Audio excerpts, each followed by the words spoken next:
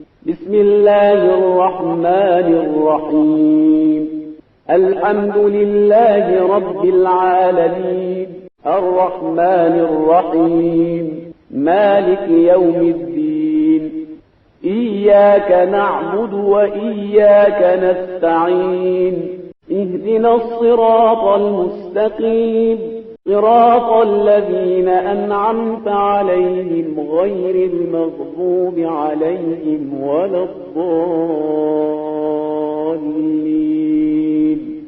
اعوذ باللہ من الشیطان الرجیم بسم اللہ الرحمن الرحیم الحمد لأہلہ والصلاۃ علی اہلہا. السلام علیکم ورحمۃ اللہ وبرکاتہ.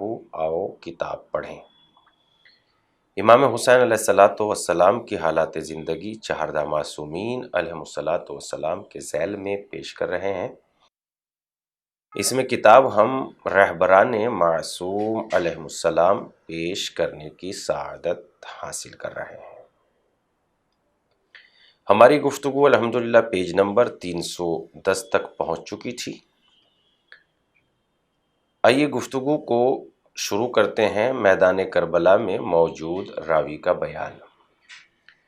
خدا کی قسم آج تک کسی ایسے کو نہیں دیکھا جس کو چاروں طرف سے فوجوں نے گھیر لیا ہو اور اس کے اصحاب عزیز رشتہ دار قتل کر دیے گئے ہیں، اس کا خاندان دشمنوں کے نرغے میں ہو، وہ حسین سے زیادہ بہادر اور دلیر ہو. ان تمام مصائب کے علاوہ زخم پر زخم اور پیاس کی شدت سے تکلیف میں اضافہ کر دیا تھا. اس کے باوجود ان کے دامن پر سستی اور کم حوصلگی لگی کی گرد تک نہیں تھی. ان کے قدموں میں ذرا برابر بھی لرزش نہیں تھی. وہ اسی ثبات قدم کے ساتھ میدان میں کھڑے تھے اور ایک تازہ دم بہادر کی طرح دشمن پر حملہ کر رہے تھے. وہ ان پر اس طرح حملہ کر رہے تھے جیسے شیر گلے پر حملہ کرتا ہے. وہ دشمن شیر خدا کے فرزند کے سامنے سے بھیڑ بکریوں کی طرح بھاگ رہے تھے.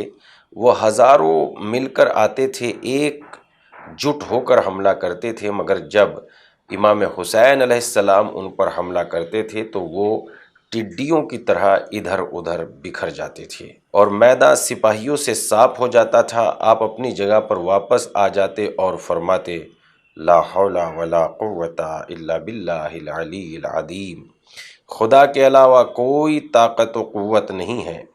ابن شہر آشوب اور دوسروں نے نقل کیا ہے کہ عاشور کے دن امام حسین علیہ السلام نے جن دشمنوں کو قتل کیا ان کی تعداد 1950 تھی.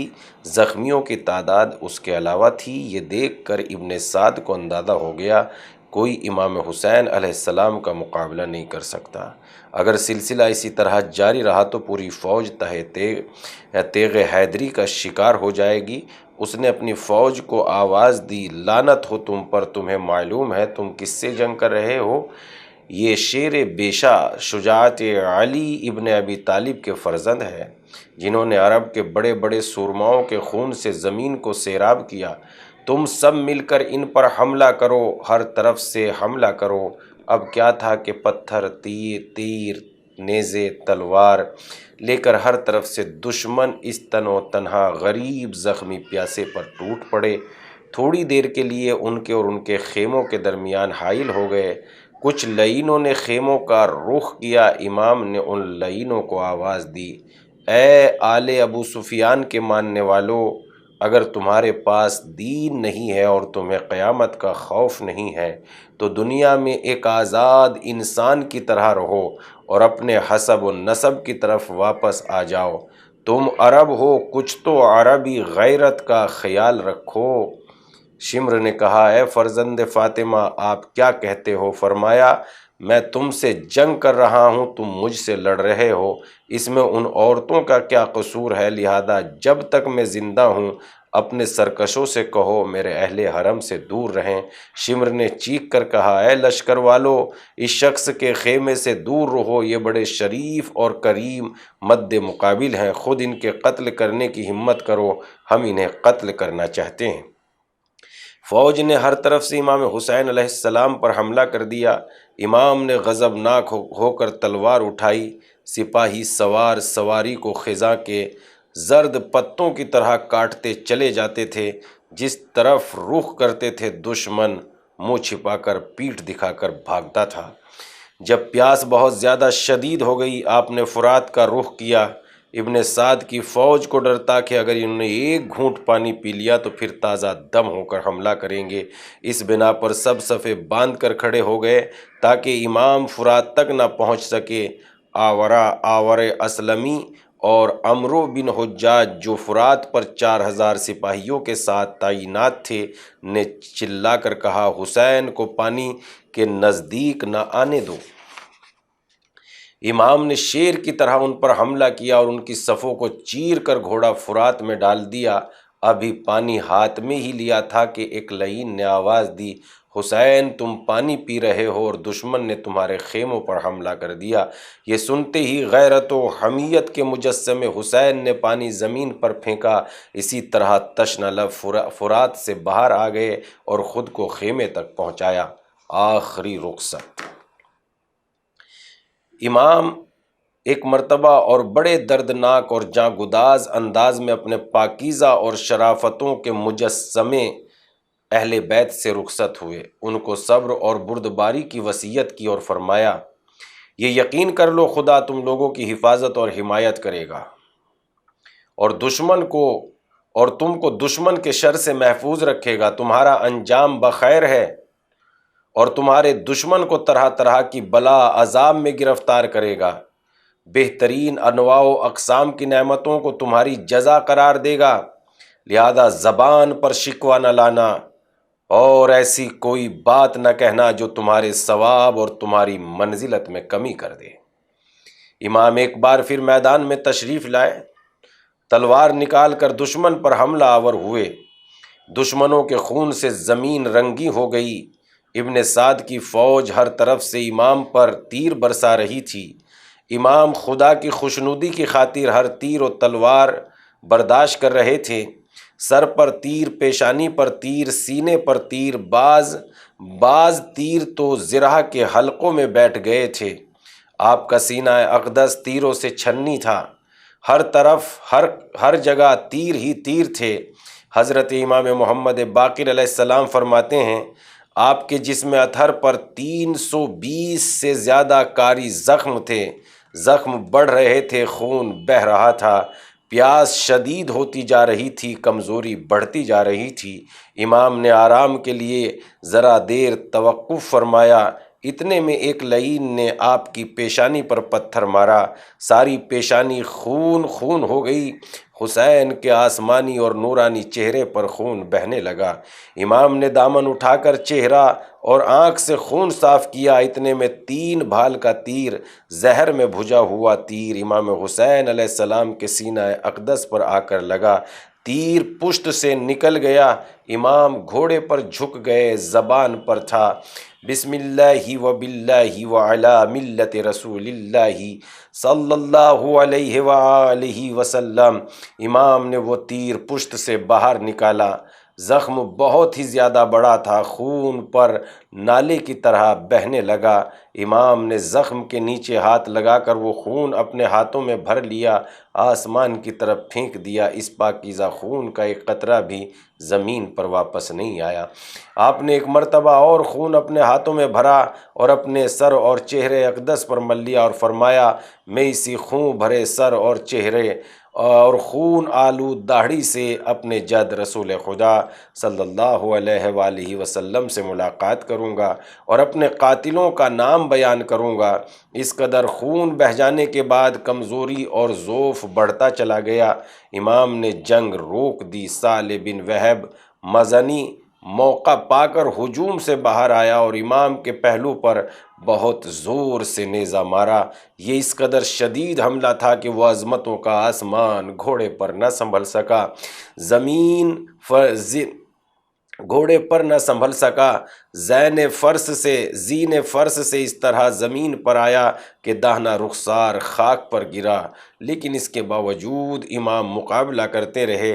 ایک مرتبہ بیٹھے اور کس طرح کھڑے ہوئے، جو بھی ان کے قریب آتا تھا خوف سے یا شرم سے بھاگ جاتا تھا، یہاں تک کہ ایک درندہ صفت بے شرم بے حیا مالک بن بصر امام کے نزدیک آیا اور برا بھلا کہہ کر امام کے سر اقدس پر تلوار سے وار کیا، سر شگافتہ ہو گیا۔ اسی وقت جناب عبداللہ بن حسن دوڑتے ہوئے خیمے سے باہر آئے اور اپنے چچا تک پہنچ گئے۔ جناب زینب نے روکنے کی کوشش کی کہ امام نے بھی آواز دی، اے بہن ان بچوں کو روک لو، دیکھو ہر طرف خطرہ ہے، لیکن عبداللہ بن حسن دوڑ کر اپنے چچا کے پاس آ گئے۔ بحر بن کیپ نے امام حسین پر تلوار سے وار کرنا چاہا۔ عبداللہ بن حسن نے فریاد کی، لعنت ہو تجھ پر، تو میرے چچا کو قتل کرنا چاہتا ہے۔ عبداللہ نے اپنے چچا کو بچانے کے لیے ہاتھ بڑھا دیے، مگر اس لعین نے ایسا وار کیا عبداللہ کے ہاتھ جھول گئے۔ درد سے بچے نے فریاد کی۔ امام حسین نے بھتیجے کو گلے سے لگایا، کلیجے سے لگایا۔ تھوڑی دیر بعد بھتیجے نے چچا کی گود میں دم توڑ دیا۔ امام حسین علیہ السلام اس قدر کمزور ہو گئے تھے، سنبھلا نہیں جا رہا تھا۔ امام کی نفاقت کو دیکھ کر دشمن اکٹھا ہو گئے۔ جس لعین کے پاس جو تھا اس سے مظلوم پر وار کر رہا تھا۔ شمر نے اپنی فوج سے کہا، کیوں کھڑے ہو، حسین کو قتل کیوں نہیں کرتے؟ اس لعین کی فوج ہر طرف سے امام حسین پر ٹوٹ پڑی۔ حسین بن نمیر نے دہنے مبارک پر ایک تیر مارا، ابو ایوب غنوی نے گلے پر ایک تیر مارا، زرعہ بن شریک نے بائیں بازو پر تلوار سے وار کیا، آپ کی کلائی کٹ گئی۔ ایک اور لعین نے شانے پر وار کیا۔ مشکل سے سختی سے بیٹھے مگر فوراً گن پڑتے تھے۔ سنان بن انس نے آپ کے گلے پر نیزہ مارا اور ایک نیزہ امام کے سینہ اقدس میں گھونپ دیا۔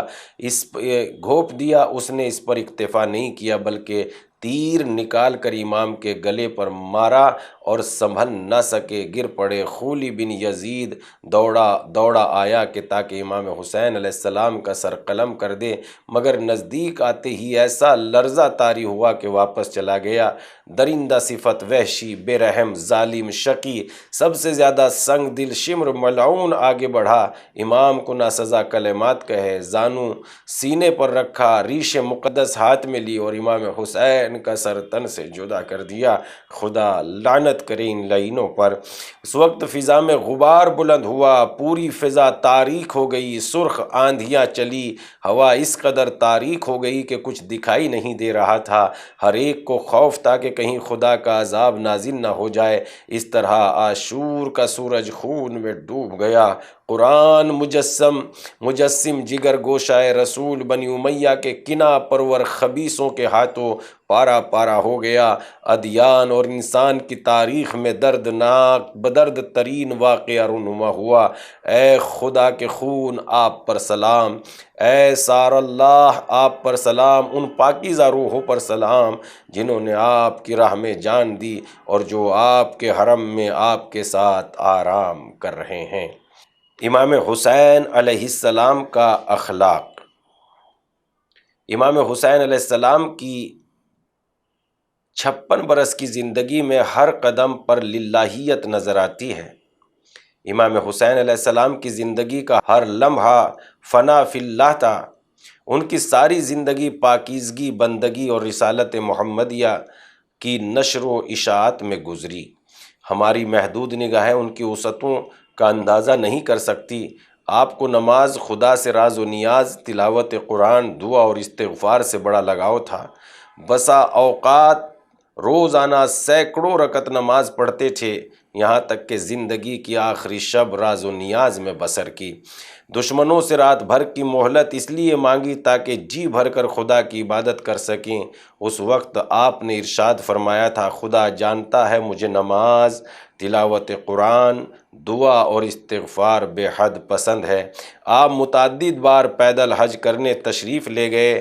غالب اسدی کے فرزند بشر و بشیر کا بیان ہے کہ ہم لوگ عرفہ کے دن 9 ذی الحجہ عصر کے وقت امام حسین علیہ السلام کے ساتھ تھے، بہت ہی خضوع و خشوع انکساری اور بندگی کی حالت میں حضرت خیمے سے باہر تشریف لائے، اپنے اصحاب اور فرزندوں کے ہمراہ پہاڑ کے دامن میں دائیں طرف کھڑے ہو گئے، اپنا رخ کعبے کی طرف کیا، ایک ناتواں فقیر کی طرح ہاتھوں کو آسمان کی طرف بلند کیا اور یہ دعا پڑھی: حمد اور ستائش ہے اس خدا کے لیے جس کے حکم کو کوئی چیز ٹال نہیں سکتی اور کوئی شے اس کی بخشش اور عطا کو روک نہیں سکتی۔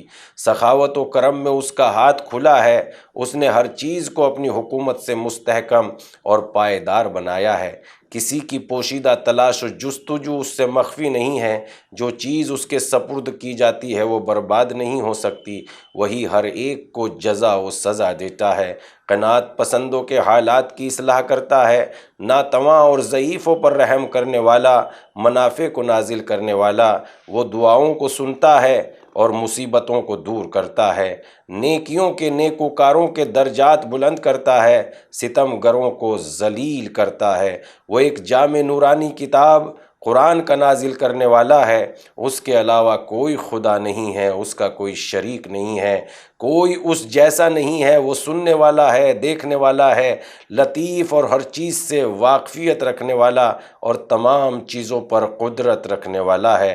خدایا میں تیری بارگاہ میں حاضر ہوں، تیری ربوبیت کی گواہی دیتا ہوں، اس بات کا اعتراف کرتا ہوں کہ تو میرا پروردگار ہے اور میں تیری طرف میری بازگشت ہے۔ میرے نام و نشاں سے پہلے تو نے مجھ پر نعمتوں کا آغاز کیا اور مجھے خاک سے پیدا کیا، ایک معین ہدایت کے لیے صحیح و سالم بنا کر اس دنیا میں وجود عطا کیا۔ جب میں گہوارے میں بالکل کمسن بچہ تھا اس وقت میری حفاظت کی، پاکیزہ دودھ میری غذا قرار دی، پرورش کرنے والیوں کے دلوں میں میرے حق میں نرمی پیدا کی، مادر مہربان کو تربیت کا ذمہ دار قرار دیا، مجھے تکلیفوں اور پوشیدہ جنات کے شر سے محفوظ رکھا، ہر زیادتی اور نقصان سے مجھے محفوظ رکھا۔ اے رحمان الرحیم تو بہت بلند ہے، یہاں تک کہ میں نے بولنا شروع کیا اور تو نے اپنی نعمتیں مجھ پر نازل کی، ہر سال میری پرورش کی، یہاں تک کہ میری تخلیق مکمل ہو گئی، میرے قوا معتدل ہو گئے، تو نے مجھ پر اپنی حجت تمام کی اور اپنی معرفت مجھے عطا کی، اپنی حکمت کے نمونے دکھا کر مجھے حیرت زدہ کیا، آسمان و زمین کی بے مثال خلقت کی طرف مجھے متوجہ کیا، شکر اور اپنی یاد کی توفیق عنایت کی، اپنی عبادت و بندگی مجھ پر واجب کی، جو چیزیں انبیاء لائے ان سے مجھ کو آگاہ کیا اور ان کے قبول کرنے پر اپنی خوشنودی کا اظہار کیا۔ ان تمام مراحل میں ہر قدم پر تیرا لطف و کرم میرے ہمراہ تھا، یہ سب تیرا احسان ہے۔ خدایا تو نے یہ گوارا نہ کیا کہ بعض نعمتوں سے مجھے محروم رکھے، خدایا یہ تیرا احسان عظیم ہے کہ تو نے مختلف قسم کے کھانے پینے کی چیزیں اور طرح طرح کے لباس مجھے عطا کیے۔ جب تو نے ہر قسم کی نعمتوں سے مجھے نوازا اور ہر طرح کی مصیبتوں کو مجھ سے دور کر دیا، اس کے باوجود بھی میری کوتاہیوں نے تجھے اس بات پر آمادہ نہ کیا کہ وہ چیزیں عطا نہ کرے جو تیرے قرب کا باعث ہوں اور وہ اسباب فراہم نہ کرے جو تیری نزدیکی کا سبب ہوں۔ خدایا میں تیری کن کن نعمتوں کو شمار کروں اور کن کن باتوں پر تیرا شکر ادا کروں؟ تیری نعمتیں اور بخشش اتنی زیادہ ہے کہ شمار کرنے والے ان کو شمار نہیں کر سکتے۔ جن مصیبتوں اور پریشانیوں اور بلاؤں کو مجھ سے دور کیا ہے وہ صحت و سلامتی کی نعمتوں سے کہیں زیادہ ہیں جنہیں میں جانتا ہوں۔ ناظرین، ہماری گفتگو پیج نمبر 318 تک پہنچ گئی ہے، اسی لیے ہم اپنی گفتگو کو تمام کرتے ہیں تاکہ وقت میں زیادہ طویل تاخیر نہ ہو جائے، اسی لیے آپ سے گزارش کرتے ہیں کہ یہ پروگرام نشر بھی کیجئے، لوگوں سے کہیے تاکہ زیادہ سے زیادہ لوگوں تک یہ بات پہنچتی رہے۔ آپ زیادہ سے زیادہ اس پروگرام کو شیئر کریں انشاءاللہ تعالی۔ والسلام علیکم ورحمۃ اللہ۔ خدا حافظ۔